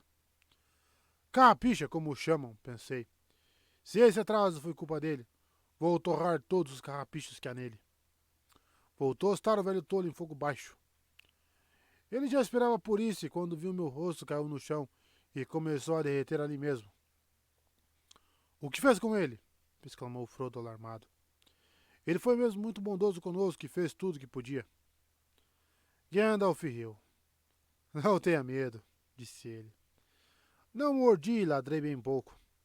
Fiquei tão entusiasmado com a notícia que arranquei dele quando parou de tremer, que abracei o velho camarada.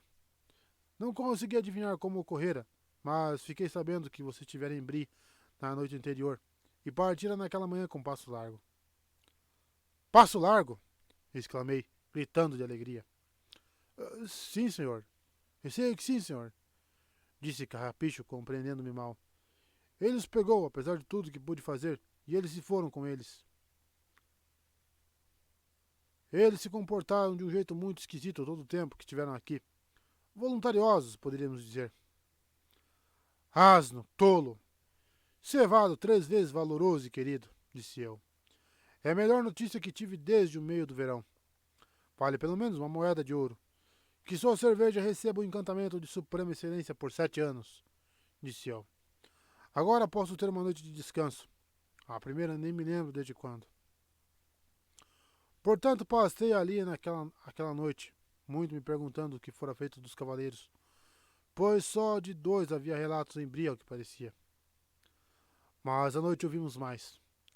Pelo menos 5 vieram do oeste e derrubaram os portões e passaram por Bri como um vento uivante. E a gente de Bri ainda está tiritando e esperando o fim do mundo.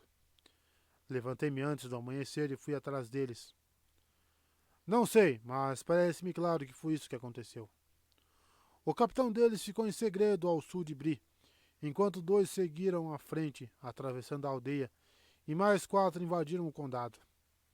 Mas estes, quando foram frustrados em Bri e em Cricôncavo, voltaram ao seu capitão trazendo notícias, e assim deixaram a estrada por um tempo sem estar vigiada, exceto pelos seus espiões. Então o capitão mandou alguns para o leste, direto por cima do terreno, e ele mesmo, com os demais, cavalgou ao longo da estrada em grande fúria.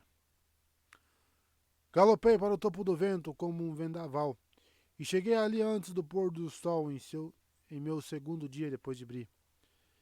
E eles estavam lá antes de mim. Afastaram-se de mim porque sentiram a vinda da minha ira e não ousavam enfrentá-la enquanto o sol estava no céu. Mas cercaram-me à noite e fui assediado no topo da colina, no antigo anel de Amon Sul. Fiquei de fato em apuros. Tal luz e chama não devem ter sido vistas no topo do vento, desde os faróis de guerra de antigamente. Ao nascer do sol escapei e fugi rumo ao norte. Não podia esperar fazer mais. Era impossível encontrá-lo, Frodo, no ermo, e seria loucura tentar com todos os 9 em meus calcanhares. Portanto, tive de confiar em Aragorn. Mas eu esperava desviar alguns deles e, ainda assim, alcançar Valfenda antes de você e enviar socorros. 4 cavaleiros de fato me seguiram, mas deram a volta algum tempo depois e rumaram para o Val, ao que parece. Isso ajudou um pouco, pois eram somente 5, não 9, quando seu acampamento foi atacado. Finalmente cheguei aqui por uma via longa e difícil, subindo pelo Fontegris, atravessando a Charnecaeten e descendo pelo norte.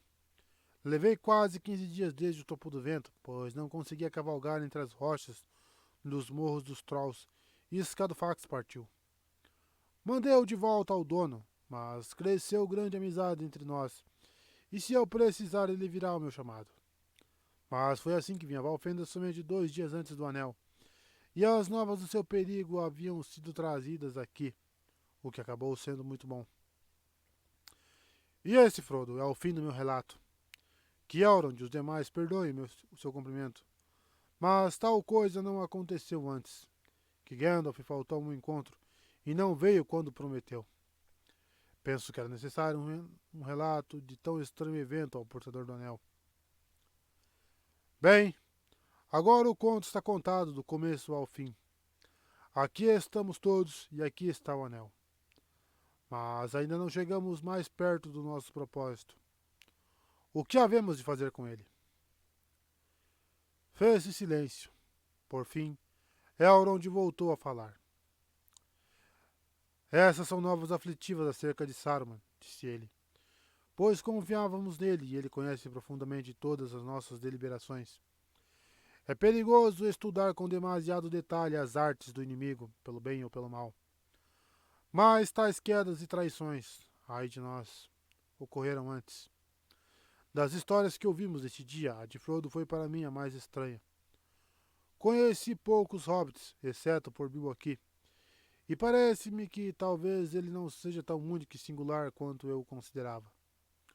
O mundo mudou muito desde a última vez em que estive nas estradas rumo ao oeste.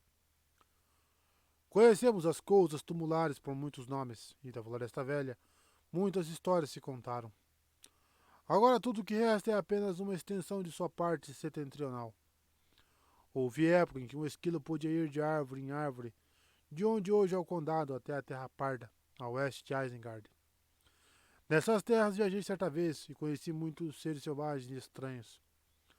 Mas esqueceram-me de Bombadil, se é que de fato ainda é o mesmo que caminhava nas matas e colinas muito tempo atrás, e que mesmo então era mais antigo que os antigos.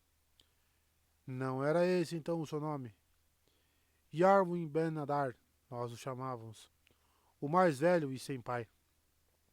Mas desde então recebeu muitos outros nomes de outros povos. Forne, dos anãos, Uralde, dos homens do norte, e outros nomes além desses. É uma estranha criatura, mas quem sabe eu devesse ter convocado nosso conselho. Não teria vindo, disse Gandalf. Não podemos ainda mandar-lhe mensagens para obter sua ajuda? Perguntou Erestor. Parece que tem poder até sobre o anel. Não, eu não diria isso, comentou Gandalf. Digamos antes que o anel não tem poder sobre ele. É mestre de si mesmo. Mas ele não pode alterar o próprio anel, nem quebrar seu poder sobre os demais. E agora recolheu-se a uma terra pequena, entre limites que ele estabeleceu, apesar de ninguém conseguir vê-los. Quem sabe, esperando por uma mudança dos dias, e não porá os pés fora deles. Mas dentro desses limites nada parece afligi-lo, disse Erestor. Ele não tomaria o anel e o manteria lá, inofensivo para sempre? Não, respondeu Gandalf. Não voluntariamente. Poderia fazê-lo se todos os povos livres do mundo lhe implorassem, mas não compreenderia a necessidade. E se lhe desse um anel, ele logo o esqueceria, ou mais provavelmente o jogaria fora. Tais objetos não têm domínio sobre sua mente. Ele seria um guardião extremamente inseguro, e apenas isso é resposta bastante. Mas, em todo caso, disse Glorfindel, mandar um anel a ele só adiaria o dia maligno. Ele está longe. Agora não poderíamos levá-lo de volta para ele, insuspeito, despercebido por qualquer espião. E mesmo que conseguíssemos, cedo ou tarde, o Senhor dos Anéis saberia do esconderijo e empenharia todo o seu poder na direção dele. Esse poder poderia ser desafiado por Bombadil sozinho? Creio que não.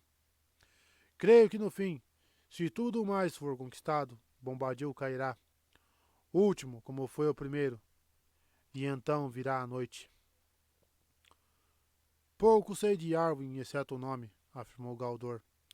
Mas Glorfindel está certo, creio. Não há nele poder para desafiar nosso inimigo, salvo se tal poder estiver na própria terra. Porém, vemos que Sauron pode torturar e destruir mesmo as colinas. O poder que ainda resta reside conosco, aqui em Ladris, ou com Círdan nos portos, ou em Lórien. Mas tem eles a força. Temos nós aqui a força para resistir ao inimigo, à vinda de Sauron no final, quando tudo mais estiver derrotado? Não tenho a força, disse Elrond, nem eles. Então, se o anel não pode ser mantido longe dele pela força, retomou Glorfindel, só restam duas coisas para tentarmos: enviá-lo por sobre o mar ou destruí-lo. Mas Gandalf nos revelou que não podemos destruí-lo com qualquer perícia que aqui possuamos, respondeu Elrond. E os que habitam além do mar não o receberiam, pelo bem ou pelo mal. Ele pertence à Terra-média. Cabe a nós que ainda habitamos aqui lidarmos com ele. Então, disse Glorfindel, lancemo-no nas profundas, e assim tornemos verdadeiras as mentiras de Saruman, pois agora está claro que mesmo no conselho seus pés estavam trilhando uma trilha distorcida. Ele sabia que o anel não estava perdido para sempre, Mas desejava que assim pensássemos, pois ele próprio começou a cobiçá-lo. Porém, muitas vezes, nas mentiras, a verdade se oculta. No mar ele estaria salvo. Não há salvo para sempre, ressaltou Gandalf. Há muitas coisas nas águas profundas, e os mares e as terras podem mudar. E aqui não é nosso papel pensar em apenas uma estação, ou em algumas poucas vidas de homens, ou em uma passageira era do mundo. Devemos buscar um fim definitivo dessa ameaça, mesmo que não tenhamos esperança de obtê-lo. E não havemos de encontrá-lo nas estradas rumo ao mar, disse Galdor. Se o retorno a Yarwin é considerado perigoso demais, a fuga para o mar já é marcada pelo mais grave perigo. Meu coração me diz que Sauron esperará que tomemos o caminho do oeste, quando souber o que aconteceu. Logo saberá. Os 9 foram deveras desmontados, mas isso é apenas um adiamento antes que encontrem novas e mais velozes montarias. Agora só o poderio minguante de Gondor se interpõe entre ele e uma marcha poderosa ao longo das costas rumo ao norte. E se ele vier, assaltando as Torres Brancas e os portos, daqui em diante os elfos não terão como escapar das sombras crescentes da Terra-média. Ainda demorará muito para essa marcha ocorrer, afirmou Boromir. Gondor mingua, tu dizes, mas Gondor está de pé, e mesmo o fim de seu vigor ainda é muito forte. Porém, sua vigilância não pode mais reter os 9, disse Galdor, e ele poderá encontrar outras estradas que Gondor não vigia. Então, pontuou Erestor, há apenas 2 caminhos, como Glorfindel já declarou. Ocultar o anel para sempre, ou destruí-lo. Mas ambos estão além de nossas forças. Quem resolverá esse enigma para nós? Ninguém aqui pode fazê-lo, disse Elrond com gravidade. Ninguém, pelo menos, pode prever o que ocorrerá se tomarmos esta ou aquela estrada. Mas agora parece-me claro qual é a que devemos tomar. A estrada para o oeste parece a mais fácil, portanto precisa ser evitada. Ela estará vigiada. Com demasiada frequência os elfos fugiram nessa direção. Agora, por fim, precisamos tomar uma estrada difícil, uma estrada imprevista. Aí reside nossa esperança, se esperança for. Caminhar para o perigo, para Mordor.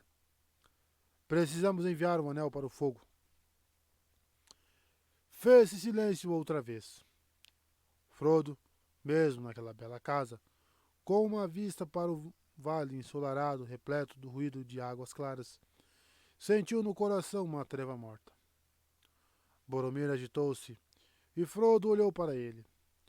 Ele manuseava sua grande trompa e franziu o senho. Por fim, Boromir falou. Não compreendo tudo isso, iniciou ele. Saruman é um traidor, mas ele não teve um vislumbre de sabedoria? Por que falar sempre de ocultar e destruir? Por que não deveríamos pensar que o grande anel veio a nossas mãos para nos servir na própria hora da necessidade? Usando os senhores livres dos livres, podem certamente derrotar o inimigo. Isso, julgo eu, é o que ele mais teme. Os homens de Gondor são valorosos e jamais se submeterão, mas podem ser abatidos. O valor precisa primeiro de força, depois de uma arma. Que o anel seja vossa arma, e se tem o poder que dizeis, tomai-o e parti para a vitória. Ai de nós, não, disse Elrond. Não podemos usar o anel regente. Isso já sabemos bem demais. Ele pertence a Sauron e foi feito por ele só, e é mau por completo. Sua força, Boromir, é demasiado grande para que alguém o use como quiser, exceto aqueles que já possuem grande poder por si. Mas para esses ele contém um perigo ainda mais mortal. O próprio desejo de tê-lo corrompe o coração. Considera Saruman. Se algum dos sábios derrotasse o Senhor de Mordor com esse anel, usando suas próprias artes, estabelecer-se-ia então no trono de Sauron, e surgiria mais um Senhor Sombrio. E essa é outra razão pela qual o anel deve ser destruído. Enquanto estiver no mundo, será um perigo até mesmo para os sábios. Pois nada é mal no começo. O próprio Sauron não o era. Receio tomar o anel para escondê-lo. Não tomaria o anel para usá-lo. Nem eu, assentiu Gandalf. Boromir olhou-os em dúvida, mas inclinou a cabeça. Assim seja. Então em Gondor precisamos confiar nas armas que temos. E, pelo menos, enquanto os sábios guardam esse anel, continuaremos combatendo. Quem sabe a espada que foi partida ainda possa deter a maré. Se a mão que a empunha herdou não somente um legado, mas os nervos dos reis de homens. Quem pode dizer? Indagou Aragorn. Mas iremos pô-la à prova algum dia. Que o dia não tarde muito, disse Boromir, pois apesar de eu não pedir ajuda, precisamos dela. Consolar-nos-ia saber que outros também lutam com todos os meios que possuem. Então consola-te, disse Elrond, pois há outros poderes e reinos que não conheces, e eles estão ocultos de ti. Anduin, o Grande, flui por muitas margens antes de chegar às Argonath e aos portões de Gondor. Ainda assim, poderia ser bom para todos, comentou Glóin, o anão, se todas essas forças fossem unidas e os poderes de cada uma fossem usados em aliança. Outros anéis pode haver, menos traiçoeiros, que poderiam ser usados em nossa necessidade. Os 7 estão perdidos para nós. Se Balin não encontrou o anel de Thor, que era o último. Nada se ouviu dele desde que Thor pereceu em Moria. De fato, posso revelar agora que foi em parte na esperança de encontrar esse anel que Balin partiu. Balin não encontrará anel em Moria, disse Gandalf. Thor o deu a seu filho Thrain, mas Thrain não o deu a Thorin. Ele foi tirado de Thrain, com tormento, nos calabouços de Dol Guldur. Cheguei tarde demais. Ah, ai de nós, exclamou Glóin. Quando chegará o dia de nossa vingança? Mas existem ainda os 3. E quanto aos 3 anéis dos elfos? Anéis muito poderosos, dizem. Os senhores élficos não os guardam? Porém, também eles foram feitos pelo Senhor Sombrio muito tempo atrás. Estão ociosos? Vejo os senhores élficos aqui. Eles não dirão? Os elfos não deram resposta. Não me ouvistes, Glóin? Indagou Elrond. Os 3 não foram feitos por Sauron, nem ele jamais os tocou. Mas deles não é permitido falar. Apenas isto posso dizer agora, nesta hora de dúvida. Não estão ociosos, mas não foram feitos como armas de guerra ou conquista. Não é esse seu poder. Aquele que os fizeram não desejavam força, nem dominação, nem riqueza entesourada, e sim compreensão, feitura e cura para preservar imaculadas todas as coisas. Isso os elfos da Terra-média obtiveram em certa medida, porém com pesar. Mas tudo o que foi produzido por aqueles que usavam os 3 voltar-se-á para seu próprio desfazimento, e suas mentes e corações serão revelados a Sauron, se ele recuperar algum. Seria melhor que os 3 nunca tivessem existido. Esse é o propósito dele. Mas o que aconteceria então, se o Anel Regente fosse destruído, como aconselhas? Perguntou Glóin. Não sabemos com certeza, respondeu Elrond, com tristeza. Alguns esperam que os 3 anéis que Sauron jamais tocou tornar-se-iam livres, então, e seus possuidores poderiam curar as chagas do mundo que ele produziu. Mas talvez, quando um se for, os 3 fracassem, e muitas coisas belas desvaneçam e sejam esquecidas. Essa é minha crença. No entanto, todos os elfos são dispostos a suportar esse acaso, disse Glorfindel. Se por ele puder ser rompido o poder de Sauron e afastado para sempre o temor de seu domínio. Assim voltamos mais uma vez à destruição do Anel, disse Erestor. E mesmo assim nós nos aproximamos dela. E mesmo assim não nos aproximamos dela. Que força temos nós para encontrarmos o fogo em que ele foi feito?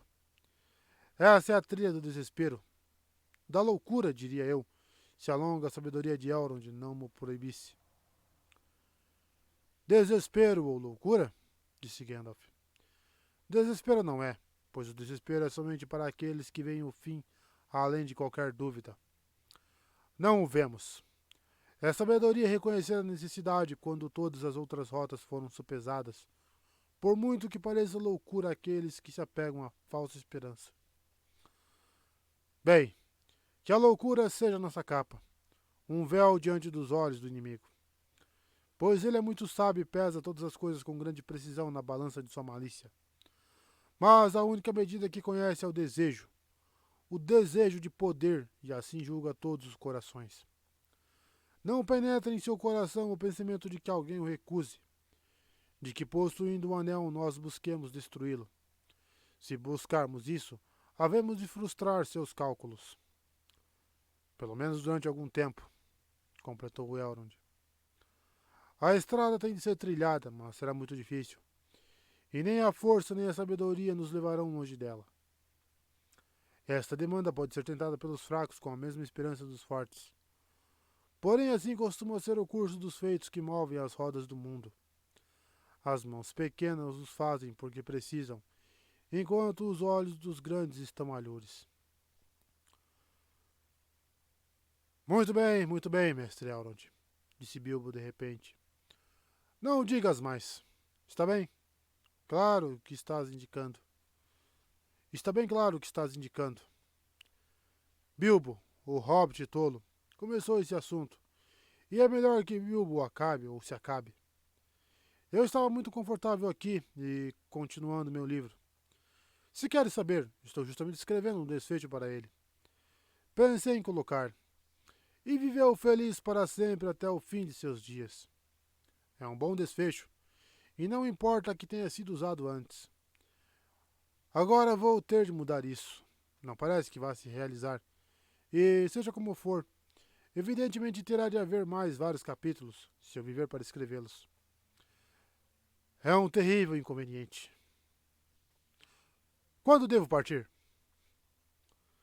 Boromir olhou surpreso para Bilbo, mas o riso morreu em seus lábios quando viu que todos os demais olhavam o velho hobbit com grave respeito. Só Glóin sorriu, mas seu sorriso vinha de antigas lembranças. É claro, meu caro Bilbo, comentou Gandalf. Se você realmente tivesse começado esse assunto, seria de se esperar que você o acabasse. Mas agora você sabe muito bem que começar é uma reivindicação demasiado grande para qualquer pessoa e que só um pequeno papel é desempenhado por qualquer herói nos grandes feitos. Não precisa fazer mesura. Mas a palavra foi sincera e não duvidamos de que, por baixo da brincadeira, você está fazendo uma valente oferta. Mas ela está além de suas forças, Bilbo. Você não pode retomar esse objeto. Ele passou adiante. Se ainda precisa de meu conselho, eu diria que seu papel terminou, exceto como registrador. Termine seu livro e deixe o desfecho inalterado. Ainda há esperança para ele. Mas prepare-se para escrever uma continuação quando eles voltarem. Bilbo riu. Não me lembro de você me dar um conselho agradável antes, disse ele. Como todos os seus conselhos desagradáveis foram bons, fico pensando se este conselho não é ruim. Ainda assim, acho que não me resta força nem sorte para lidar com o anel. Ele cresceu e eu não. Mas diga-me, o que quer dizer com eles? Os mensageiros que são enviados com o anel. Exatamente. E quem serão eles? Parece-me que isto é que este conselho deve decidir. E é só o que deve decidir. Os elfos podem prosperar com falas apenas, e os anãos suportam grande cansaço. Mas eu sou apenas um velho hobbit e sinto falta da minha refeição ao meio-dia. Não podemos pensar em alguns nomes agora? Ou adiar isso para depois do almoço? Ninguém respondeu. O sino do meio-dia soou. Ainda ninguém falava. Frodo olhou de relance todos os rostos, mas não estavam todos voltados para ele. Todo o conselho estava sentado de olhos abaixados, como em que profundos pensamentos. Um grande pavor o dominou, como se ele esperasse o pronunciamento de algum julgamento que previra há muito tempo, e esperasse em vão que afinal nunca fosse dito. Um esmagador anseio de descansar e ficar em paz ao lado de Bilbo em Valfenda preenchia seu coração. Finalmente, com esforço, ele falou, e admirou-se de ouvir as próprias palavras, como se alguma outra vontade usasse sua pequena voz. Eu levarei o anel, disse ele, apesar de não conhecer o caminho. Elrond ergueu os olhos e o encarou, e Frodo sentiu o coração transpassado pela súbita agudeza do olhar. Se entendo bem tudo o que ouvi, disse ele, creio que esta tarefa está destinada a ti, Frodo, e que se não achares um caminho, ninguém o achará. Esta é a hora do povo do condado, quando se erguem de seus campos tranquilos para abalar as torres e os conselhos dos grandes. Que quem, dentre todos os sábios, poderia tê-lo previsto? Ou, se sábios são, por que haveriam de esperar sabê-lo antes que soasse a hora? Mas é um fardo pesado, tão pesado que ninguém poderia impô-lo a outrem. Não o imponho a ti, mas, se o tomares livremente, direi que tua escolha é certa. E mesmo que todos os poderosos amigos dos elfos de outrora, Hador e Húrin e Túrin e o próprio Beren estivessem reunidos, teu assento haveria de ser entre eles. Mas certamente não vai mandá-los partir sozinho, mestre,